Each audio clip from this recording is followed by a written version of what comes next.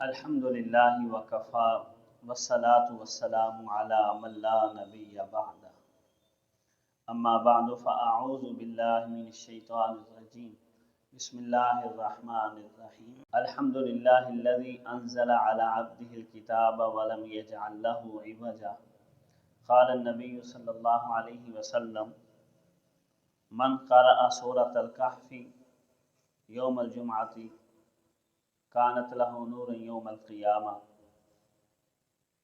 او کما قال علیہ الصلاۃ والسلام صدق اللہ العظیم وصدق رسولہ النبی الکریم ونحن علی ذلک لمن الشاہدین والشاکرین والحمد للہ رب العالمین۔ محترم معزز سامعین، نبی علیہ الصلاۃ والسلام نے جمعے والے دن سورہ کہف کی تلاوت کے احکامات امت کو دیے ہیں، اس کی فضیلت بیان کی۔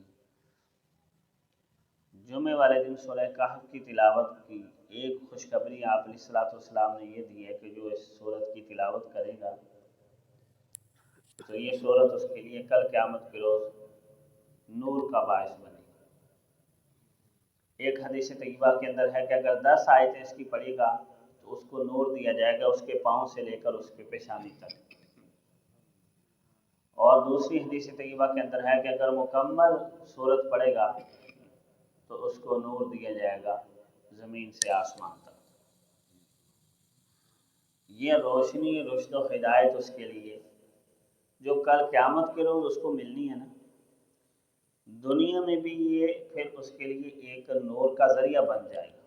مثلا اس نور کے جو اثرات ہیں نا وہ دنیا میں بھی اس کو حاصل ہوں گے۔ روشنی کس مقصد کے لیے ہوتی ہے؟ اندھیرے کو ختم کرنے کے لیے۔ جب روشنی آ جاتی ہے اندھیرا چھٹ جاتا ہے، چاہے روشنی چھوٹی سی چھوٹا ٹمٹماتا چراغ بھی ہوگا نا، اندھیرے کے اوپر غالب ہی رہے گا۔ وہ روشنی ہی کیا جو غالب نہ آئے، تو روشنی اندھیرے پر غالب آ جاتی ہے اور روشنی کے ذریعے انسان کو اچھے برے کی تمیز ہو جاتی ہے۔ اس کو پتہ چل جاتا ہے کہ کون سی چیز فائدہ مند پڑی ہوئی ہے، کون سی نقصان دہ ہے، کہاں میں نے قدم رکھنا ہے، کہاں نہیں رکھنا، کہاں میرا نقصان ہے، کہاں میرا فائدہ ہے۔ یہ روشنی کے فوائد ہیں۔ تو یہ جو سورہ کہف کی تلاوت سے کل قیامت کے روز اس کو جو نور عطا کیا جائے گا نا، وہ یہ نہیں کہ کل قیامت کے روز ہی ملے گا، اس کے اثرات اس کو دنیا کے اندر بھی اللہ رب العزت عطا فرما دیں گے۔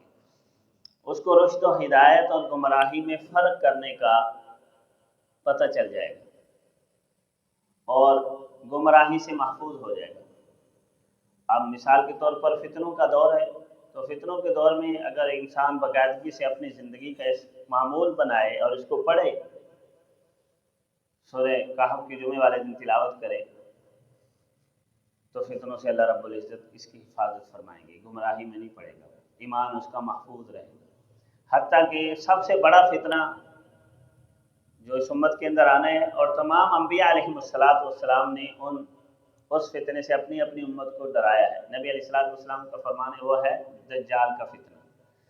حضور کا فرمان ہے ہر نبی نے اپنی امت کو دجال کے فتنے سے آگاہ کیا اور اس سے ڈرایا ہے، اور فرمایا میں بھی تمہیں ڈراتا ہوں، اور پھر فرمایا میں ایک ایسی علامت تمہیں بتا دیتا ہوں، وہ علامت کسی نبی نے اپنی امت کو نہیں بتائی، اور فرمایا کہ وہ خدا ہونے کا دعویٰ کرے گا اور کانا ہوگا، اور خدا کانا نہیں، ایک آنکھ سے نا بھینگا ہوگا، کانا ہوگا۔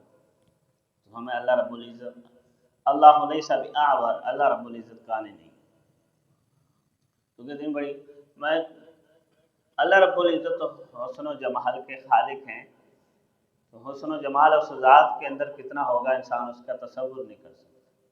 اسی طریقے سے فرمایا کہ کتنا بڑا فتنہ ہے، تو فرمایا جو سورہ کہف کی تلاوت کرے گا جمعے والے دن، اللہ رب العزت دجال جیسے فتنے سے بھی اس کی حفاظت فرمائیں گے، اس کو پناہ عطا فرما دیں گے۔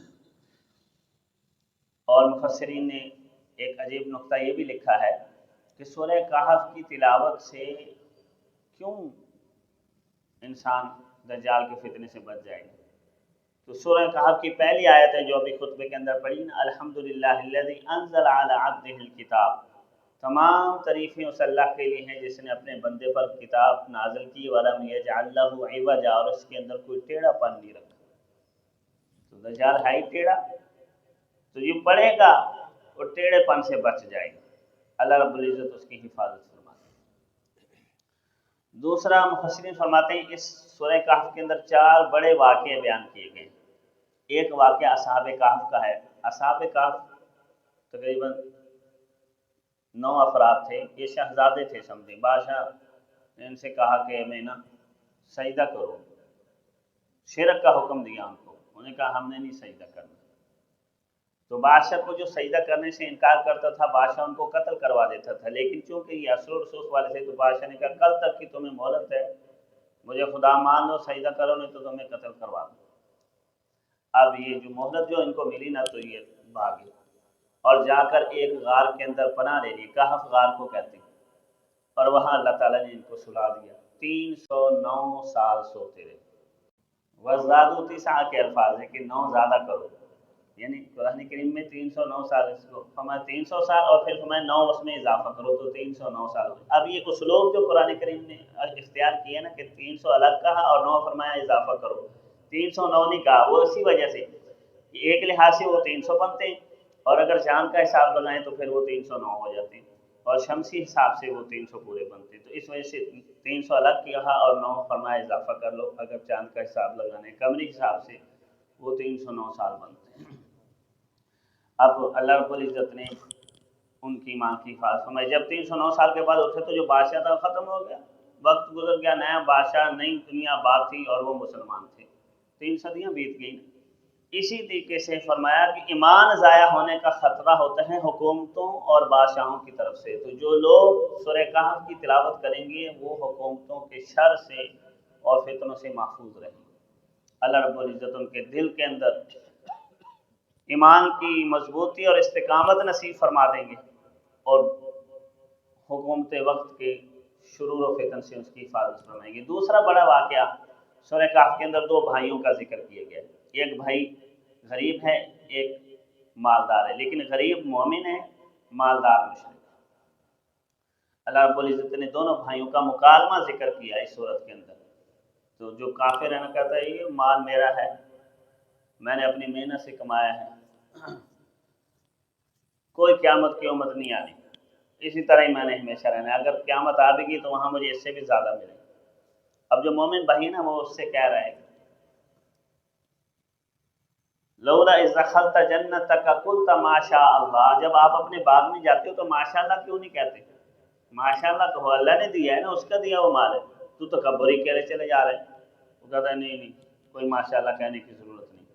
तो अल्लाह रब्बुल इज़्ज़त ने उसका माल नाशुक्रा कुफर की वजह से नेस्तो नाबूद कर दिया। जो मोमिन शुक्र गुजार था उसको सुकून इत्मीनान और इज़्ज़त शरफ से नवाज दिया।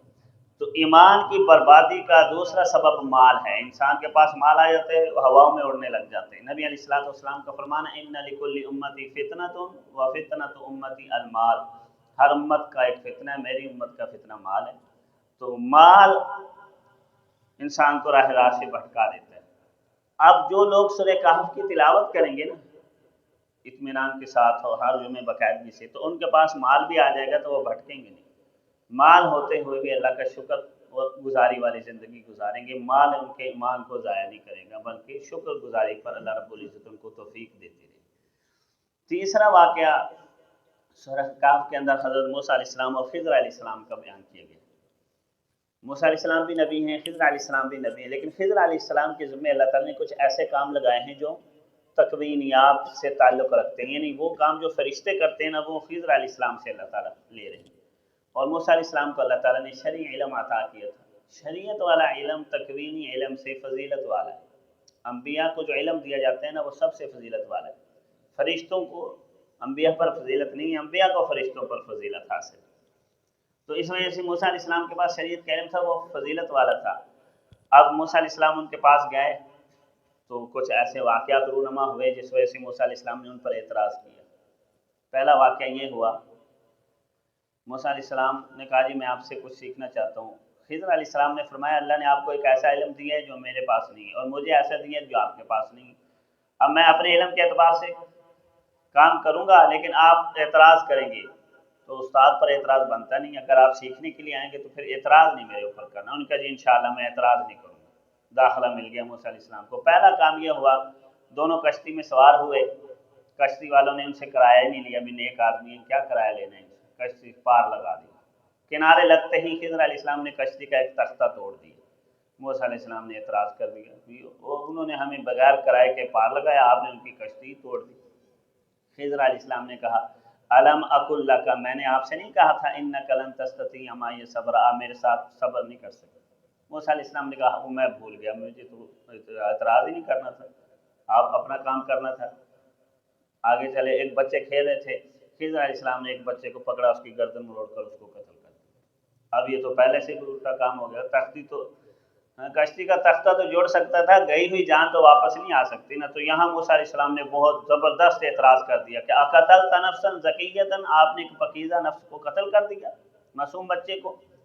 और एतराज़ बनता भी है, पैगंबर के सामने खिलाफ शरअ काम हो, पैगंबर रोके ना, कैसे हो सकता है? मूसा अलैहिस्सलाम पैगंबर हैं, कत्ल हो रहा है, मूसा अलैहिस्सलाम कैसे सब्र कर सकते हैं? पैगंबर की शान ही यही है कि वो बुराई को देखते हुए खामोश नहीं रहते, वो रोकते हैं। तो मूसा अलैहिस्सलाम को दोबारा खिज़र अलैहिस्सलाम ने कहा कि मैं नहीं। अब ये यूँ समझें, खिज़र अलैहिस्सलाम नहीं उस बच्चे की जान ले रहे, खिज़र अलैहिस्सलाम इज़राइल हैं जो उसकी जान ले रहे हैं, क्योंकि खिज़र अलैहिस्सलाम भी जो काम कर रहे हैं मूसा अल्लाह रब्बुल इज़्ज़त के हुक्म से कर रहे हैं।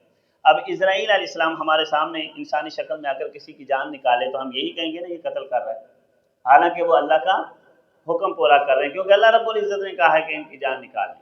तो मूसा खिज़र अलैहिस्सलाम भी पैगंबर है, चूँकि अल्लाह के हुक्म के पाबंद है, अल्लाह ने कहा तो उन्होंने किया। अब मूसा अलैहिस्सलाम भूल गए कि यहाँ एतराज़ नहीं करना। इसके बाद एक बस्ती में गए, उनसे कहा हमें खाना चाहिए। मुसाफिर जो थे, बस्ती वालों ने कहा कोई खाना शाना नहीं, जाओ।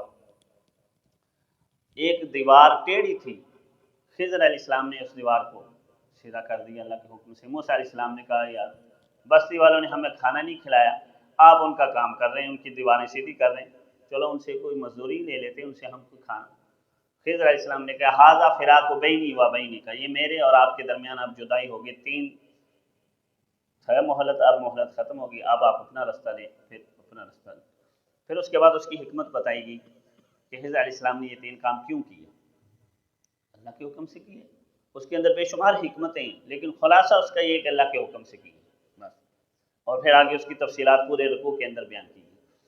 अब ये जो कुछ अजूबात दिखाए गए हैं, इसे क्या कहते हैं, सादा लफ्ज़ों में समझिए, ये अजूबे हैं जो पैगंबर के सामने हुए, पैगंबर ने एतराज़ कर दिया। और खिज़र अलैहिस्सलाम भी कोई मामूली शख्सियत नहीं है। हमें यह समझाया जा रहा है असल में ईमान के ज़ाया होने का एक सबब अजूबे होते हैं। हमें पाबंद किया गया है शरीयत का, खिलाफ शरअ काम हो तुमने सब्र नहीं करना, तुमने एतराज़ करना है, फिर तुम कामयाब हो सकते हो। खिलाफ शरअ कामों पर अगर खामोश रह गए तो तुम हलाक और बर्बाद हो जाओगे। या तो हमारे सामने खिलाफ शरअ काम करने वाला कोई शख्स खिज़र हो, खिज़र अलैहिस्सलाम हो, ऐसा तो है नहीं। खिज़र के मर्तबे को तो कोई पहुँच ही नहीं सकते ना। तो इस वजह से फरमाया तुम्हें पाबंद किया गया है शरीयत का, तुम शरीयत पर रहोगे तो बच जाओगे, शरीयत से हटोगे। हमारे सामने आकर आदमी आसमानों पे उड़ जाए, आसमानों से बारिश बरसने लग जाए उसके हुक्म से, लेकिन वो नमाज का पाबंद नहीं है, सुन्नत रसूल उसके चेहरे पर नहीं है, वो कुरान और सुन्नत इत्तिबा नबी पर नहीं चल रहा, तो हमारे नज़दीक वो कुछ नहीं, हमने उसकी बात नहीं माननी। दज्जाल जैसा फितना आएगा, उसके हुक्म से बारिश बरसेगी और हकीकत में शयातीन ऊपर से पेशाब कर रहे होंगे उसके कहने की वजह से। वो कहेगा बारिश हो जाए, बारिश होगी, लेकिन शयातीन पेशाब कर रहे हैं। लोग कहेंगे यार ये बड़ा पहुंचा हुआ है। और जब उसने कह दिया कि मुझे खुदा मानो, मुझे सजदा करो, तो खिलाफ शरअ कह दिया ना। जब खिलाफ शरअ कह दिया, आप जो चाहे करे, उसकी बात नहीं माननी। अब इस वाक़े में यही बात समझाई जा रही। तो इस वजह से जो लोग सूरह कहफ की तिलावत करेंगे ना, वो जो बात से अब साइंस इतनी तरक्की कर जाएगी कि साइंस की वजह से भी इंसान गुमराही की तरफ चला जाएगा।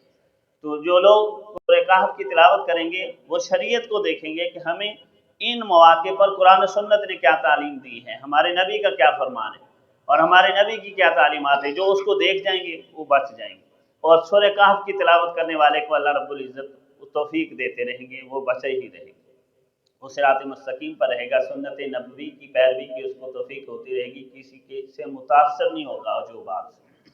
और चौथा वाक़या ज़ुल्क़रनैन बादशाह का जिक्र किया। ज़ुल्क़रनैन बादशाह नेक साले हैं और उसने ही याजूज मजूज के आगे सद्द सिकंदरी कायम की थी जिसे हम कहते हैं, और फितने को रोका था।